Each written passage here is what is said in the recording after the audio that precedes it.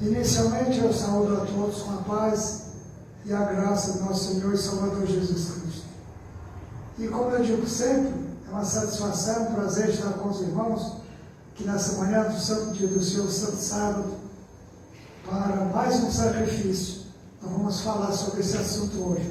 Mais um sacrifício espiritual. A escola sabatina no dia do Senhor. Amém.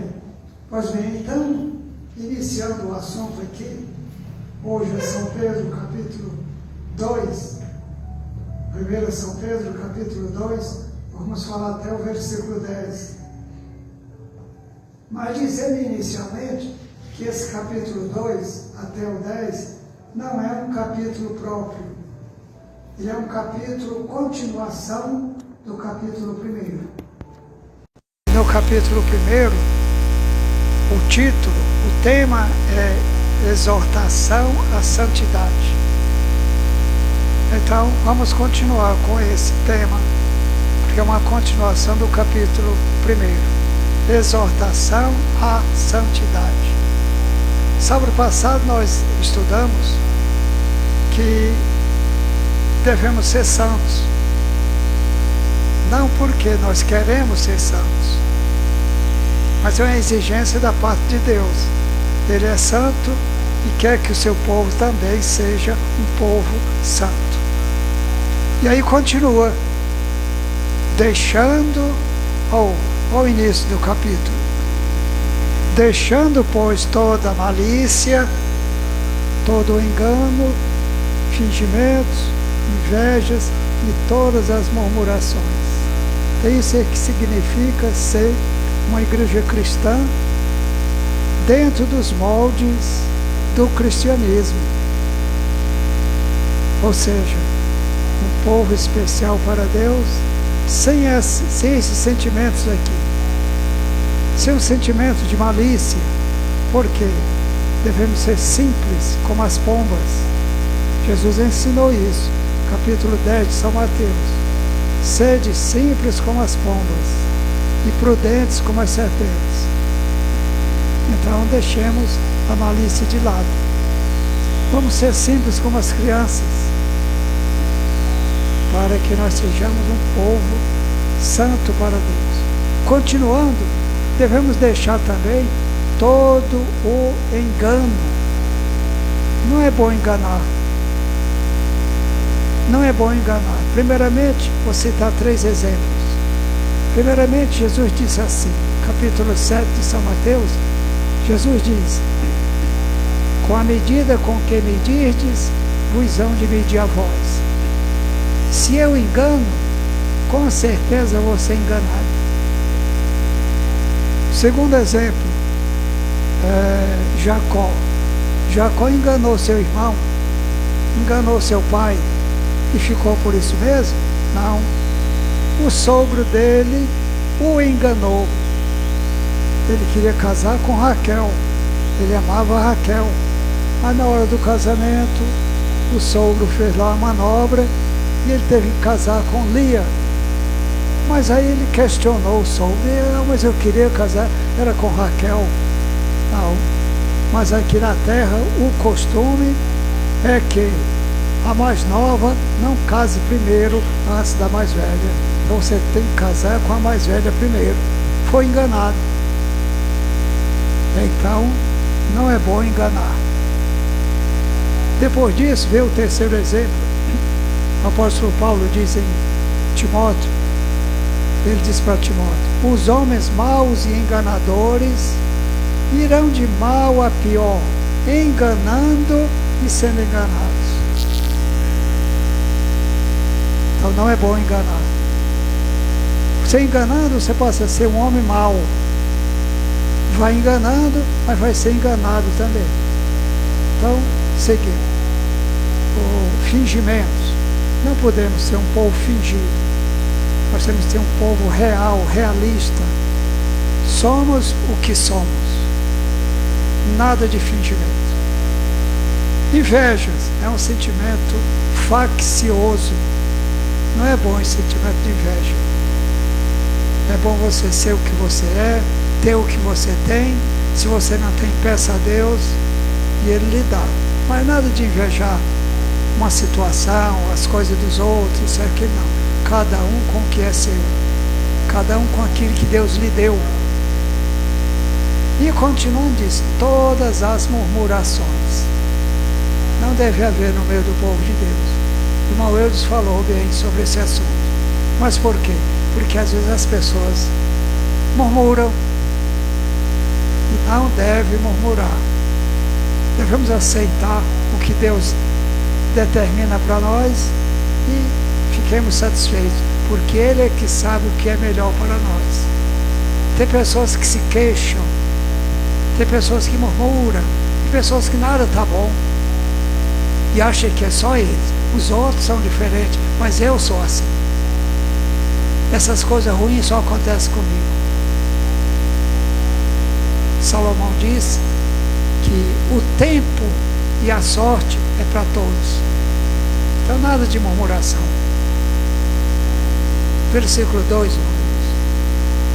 e o 2 diz, agora sim, deixando todas aquelas coisas, o que é que devemos fazer?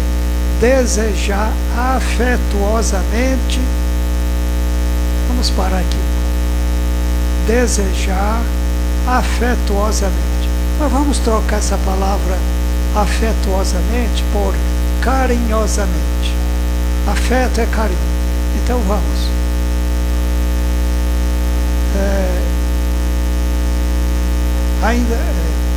Desejai afetuosamente, carinhosamente, como meninos nascidos de novo, ou novamente nascidos, o leite racional. Isso é o que nós devemos desejar carinhosamente, ou afetuosamente, com afeto. Esse leite racional, como meninos e não como adultos. Mas por que isso? Porque nós continuamos sendo meninos na presença de Deus. Nós estamos ainda nos alimentando num crescimento, que vai dizer, num crescimento espiritual. Nascidos de novo, nós, pelo batismo, nós nascemos de novo. E agora vamos tomando esse leite, leite racional, leite de raciocínio, leite de entendimento, para o nosso crescimento espiritual. Nós não podemos, por enquanto, nos alimentar de um alimento sólido, porque criança ainda não se alimenta de alimento sólido. Criança ingere leite, leite materno, primeiramente. Mas o que é que o apóstolo Paulo diz sobre isso? Veja aí, irmãos. 1 Coríntios 3, versículo 2. 1 Coríntios 3, versículo 2. Paulo diz assim, está aí. Com leite vos criei, e não com manjar. Com leite vos criei, e não com manjar. Mas será que Paulo criou os coríntios todos? Não. De quando eles foram batizados, de quando eles aceitaram Jesus como seu Salvador, Paulo passou a dar para eles leite. Um leite espiritual, a palavra de Deus. Começando pelos primeiros assuntos, os assuntos mais simples, para depois chegar no manjar. O manjar é um alimento mais sólido, são as profecias e outros assuntos, outros temas mais profundos.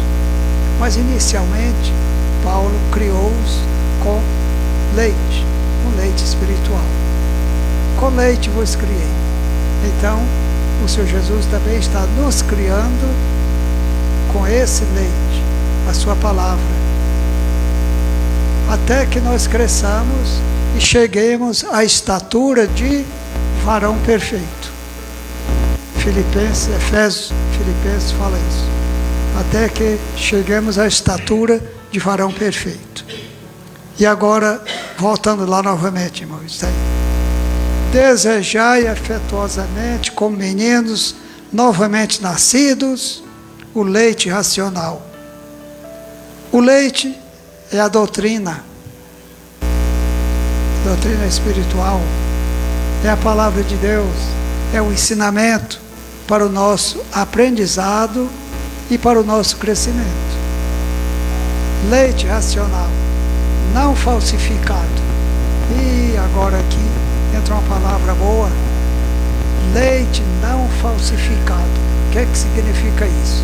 Uma doutrina falsa, um ensinamento errado, uma palavra distorcida, uma palavra fora do contexto, fora do lugar.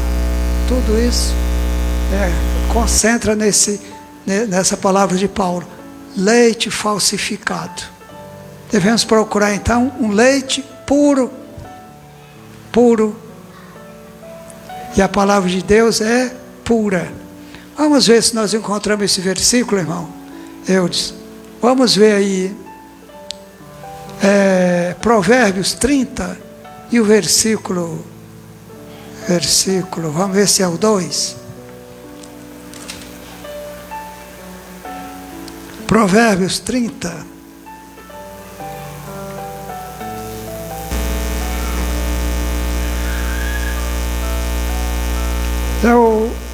É o 5, irmão Eudes. 35. Provérbios 35. Está aí. Toda a palavra de Deus é pura.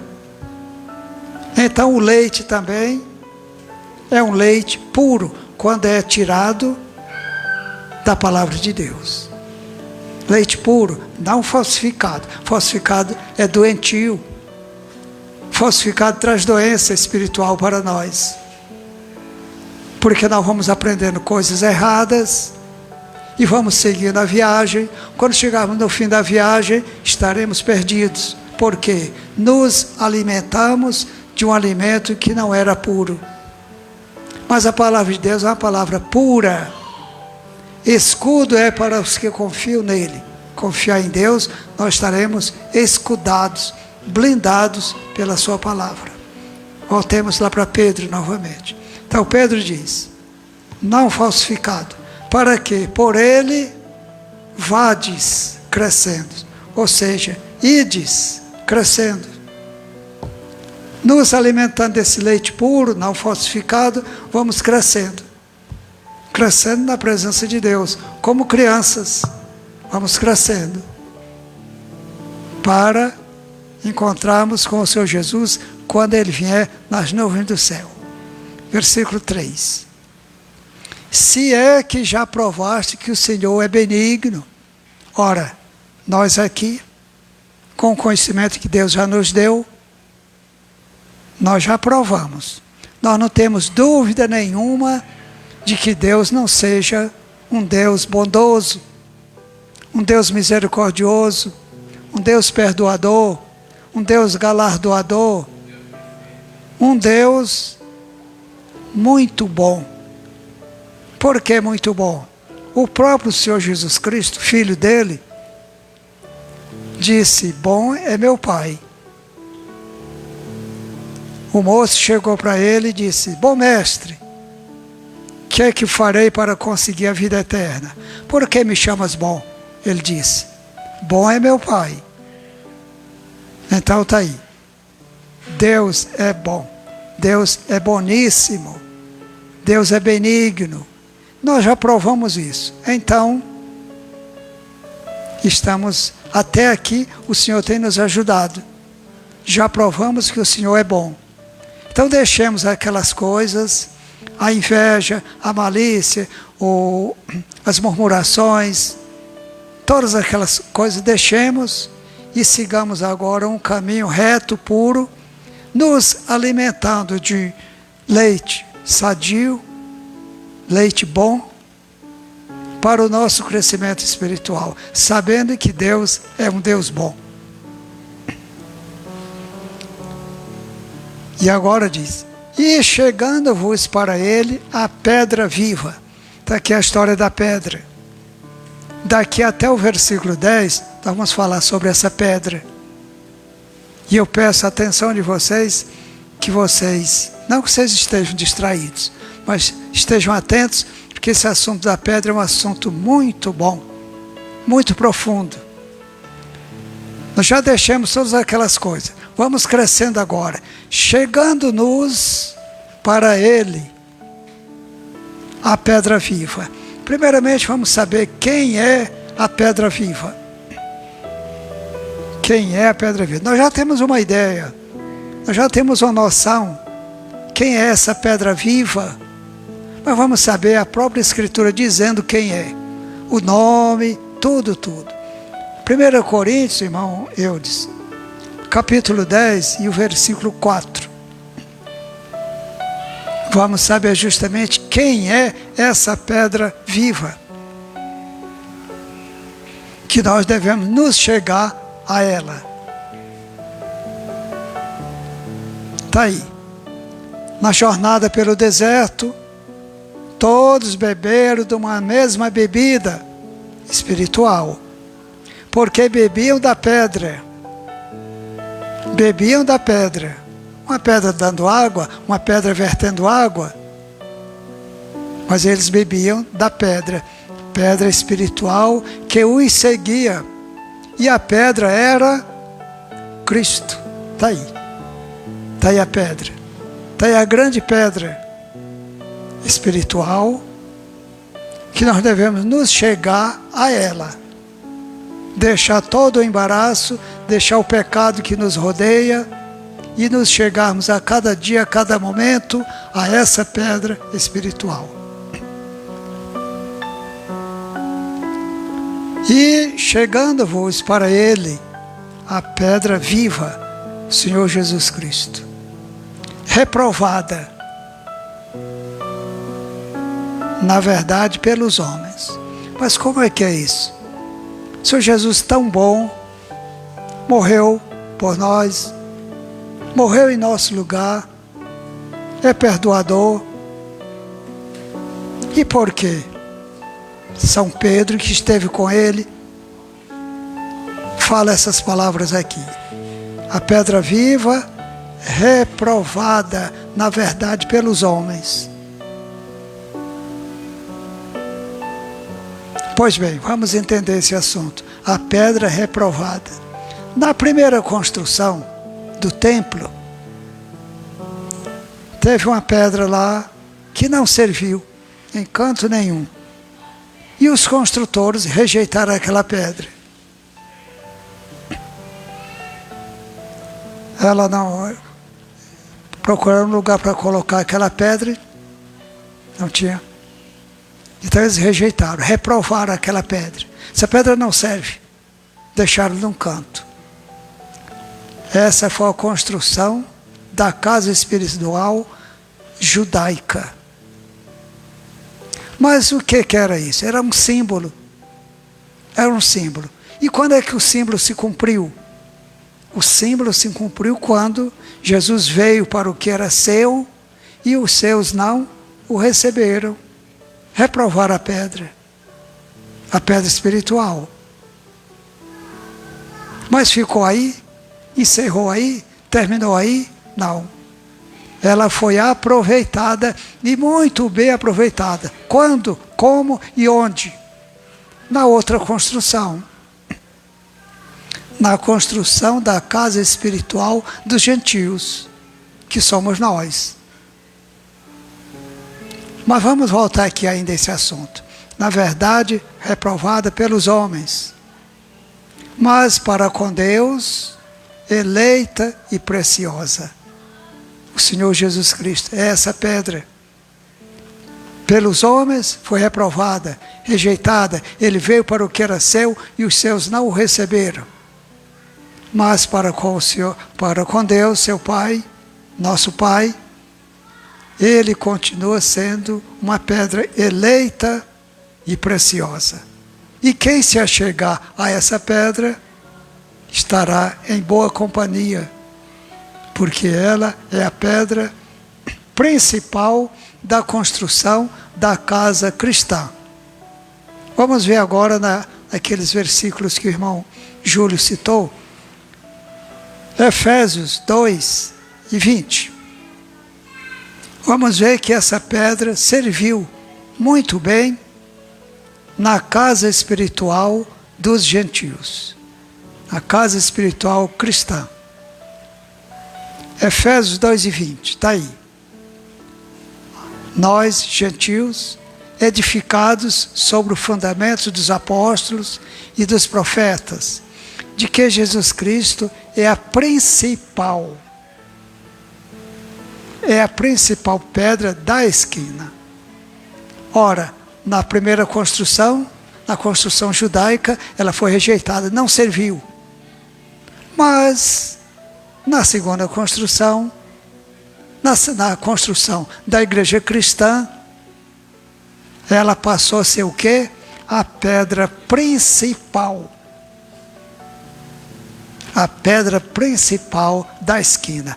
E até que o irmão Paulo, sábado passado no programa, ele fez a pergunta: a esquina tem quantas ruas? Tem duas, está aí, ó, duas. É um canto, é duas ruas. Justamente, a primeira casa e a segunda casa. Casa judaica e a casa cristã. Casa judaica, os homens rejeitaram. Mas na casa cristã, ela foi muito bem aproveitada. Ela passou a ser a pedra principal. Amém. Pedra principal da esquina. Então ela continua sendo para Deus eleita e preciosa. Vamos agora para o 5, irmãos. E o 5 diz: vós também, agora vai falar conosco, vós também, pedras vivas, está aqui, 3, 6, 7, 8, nós estamos aqui, 8 pedras vivas, pedras pequenas, nós não somos pedras principais, não somos a maior pedra, mas somos pedrinhas que fazemos parte da construção dos gentios, da igreja cristã. Então a igreja cristã, ela é construída, ela é formada por pedras, pedras pequenas. E o Senhor Jesus é a pedra principal. Mas para que essa construção exista, ela foi construída com pedras vivas, como um sacerdote espiritual. E o que mais? Santo, para oferecer sacrifícios espirituais. Como eu disse, nós estamos aqui em número de 8, oferecendo, nesse momento, estamos oferecendo um sacrifício espiritual para Deus. Cada escola sabatina é um sacrifício espiritual.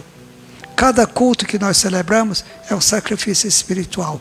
Cada pregação que nós fazemos é um sacrifício espiritual. Fomos chamados para esse trabalho. Fomos chamados para essa missão. É uma missão nobre, muito nobre. Somos o quê?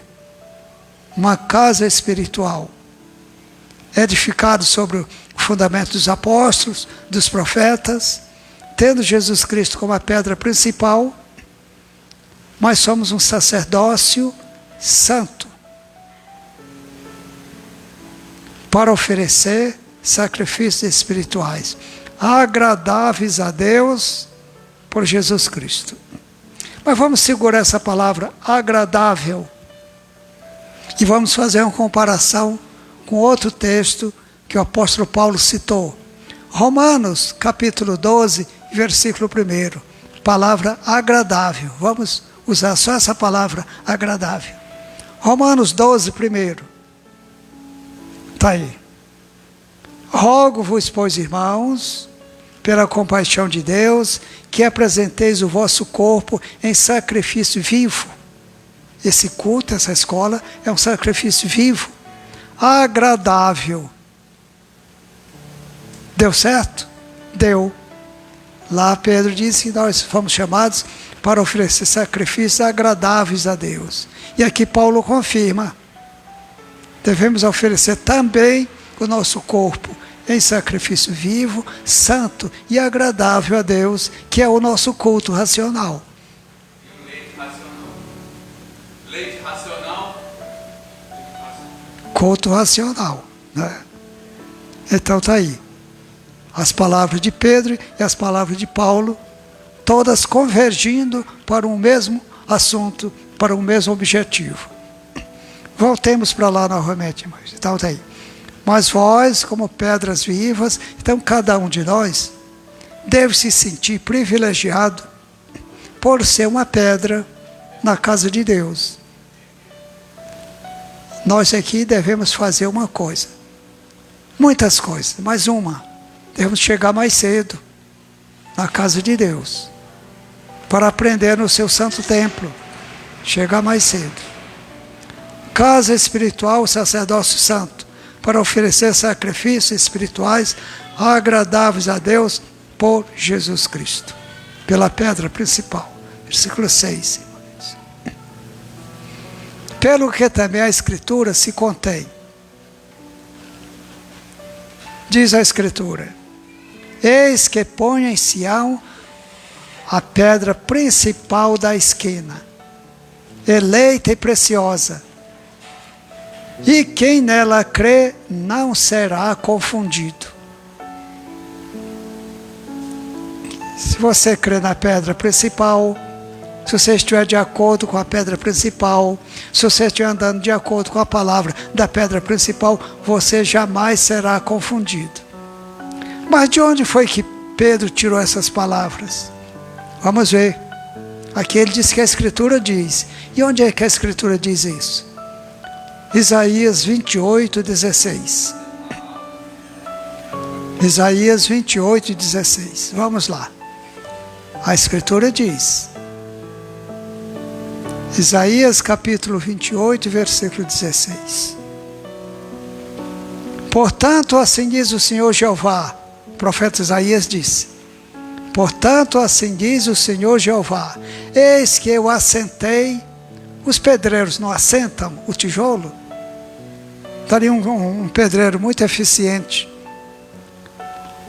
Os pedreiros assentam os tijolos, assentam as pedras. E Deus fez isso. Eis que eu assentei em Sião uma pedra. Uma pedra já aprovada, tanto por Deus como por nós hoje, gentios. Pedra preciosa de esquina. Mesma história de Pedro, de esquina, que está bem firme e fundada. Aquele que nela crê, não se apresse. Na outra tradução vai dizer: não seja confundido. Não se apresse. Creu na pedra? Está fazendo parte da pedra? Está seguindo os ensinos da pedra? Não se apresse, não tenha pressa. Mas então o apóstolo Pedro citou essas palavras do Velho Testamento, do profeta Isaías. Agora, irmãos, voltemos para lá novamente. O 6. O 6, né? Eis que põe-se uma pedra angular, escolhida e preciosa, e aquele que nela confia jamais será envergonhado. Se você se dedicar aos ensinos dessa palavra, se você seguir as diretrizes dessa palavra, você jamais será envergonhado ou confundido.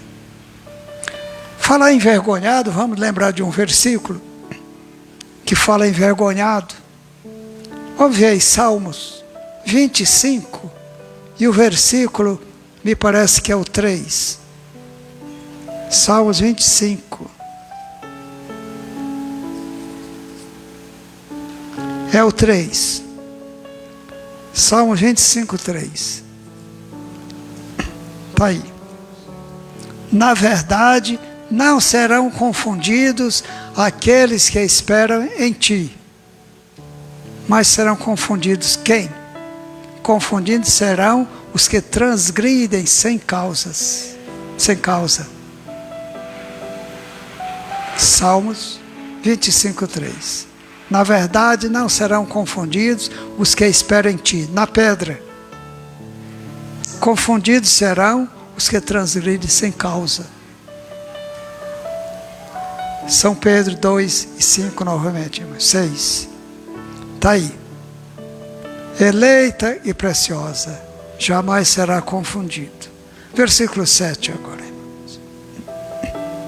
E o 7 diz: e assim, para vós, os que credes, é preciosa, com a graça de Deus. Para nós, gentios, essa pedra, além de ser eleita também, é muito preciosa. Preciosíssima. Essa pedra é para nós. Porque nós fazemos parte da sua construção, sendo ela a pedra principal. Então nós fazemos parte da sua casa, construídos por Ele. Enquanto que na primeira construção, repito, ela foi rejeitada, não foi aceita, não quiseram. Mas nós, gentios, aceitamos e somos parte integrante da sua construção. E assim para vós, os que credes, é preciosa, mas para os rebeldes, está aí, mas para os rebeldes, a pedra que os edificadores reprovaram, essa foi a principal da esquina. Então aqui tem duas classes. Aqui tem dois povos. Tem os que creem, e ela se tornou a pedra principal, e tem os rebeldes. Os rebeldes que não creram, não aceitaram, reprovaram. Na primeira construção, Jesus, a pedra veio para o que era seu, e os seus não receberam. Mas para nós, ela se tornou a principal pedra da esquina na sua segunda construção, que é a construção da igreja cristã. Versículo 8, irmãos. E o 8 diz: e uma pedra de tropeço e rocha de escândalo, para aqueles que tropeçam na palavra, sendo desobedientes, para os que também foram destinados. Novamente as duas classes. Uma pedra de tropeço e rocha de escândalo. Mas como pode ser isso? Como pode ser isso? Essa pedra, que é preciosa para uns, ser para outros rocha de escândalo, pedra de tropeço. Mas aconteceu, e acontece ainda. Muitas pessoas ainda tropeçam nessa pedra. Mas o que é tropeçar? É bater de frente com Jesus? É tropeçar nele? Não, mas tropeçar na sua palavra. Tropeçar na sua palavra está tropeçando nele, está tropeçando na pedra. E rocha de escândalo? Muita gente se escandaliza com Jesus, escandaliza com Deus. No tempo de Jesus, ele já dizia isso. Os evangelhos citam que muita gente se escandalizava nele. Muitas pessoas se escandalizavam, principalmente quando ele dizia que era o Filho de Deus.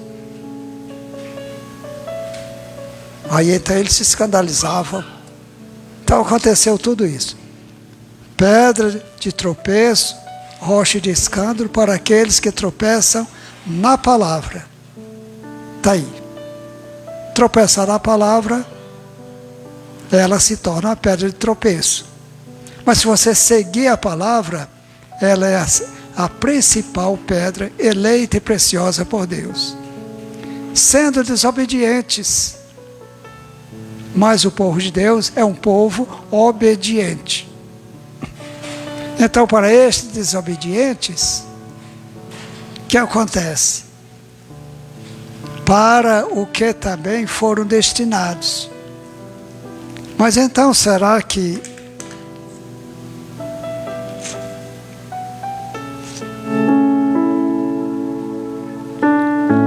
Será que eles foram destinados para a desobediência? Não. Eles não foram destinados para a desobediência. Eles se fizeram desobedientes e por isso incorreram nesse caminho e vão se encontrar lá na frente com a destruição. Porque não foram obedientes, tropeçaram na palavra, tropeçaram na pedra e então estão destinados para esse fim. Versículo. Sim, mas então, de onde foi que Pedro tirou essas palavras? Pedra de tropeço e rocha de escândalo. A Escritura fala disso. Vamos ver, irmão Wildes. Profeta Jeremias, capítulo 8 e o versículo 14. 8:14.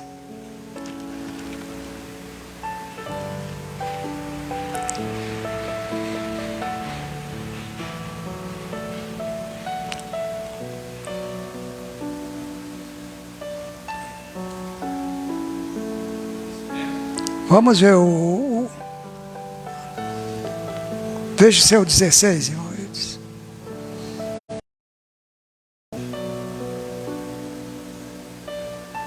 Será que a memória falhou? Mas não, você está lendo de Jeremias, é Isaías 8:14. Isaías 8:14.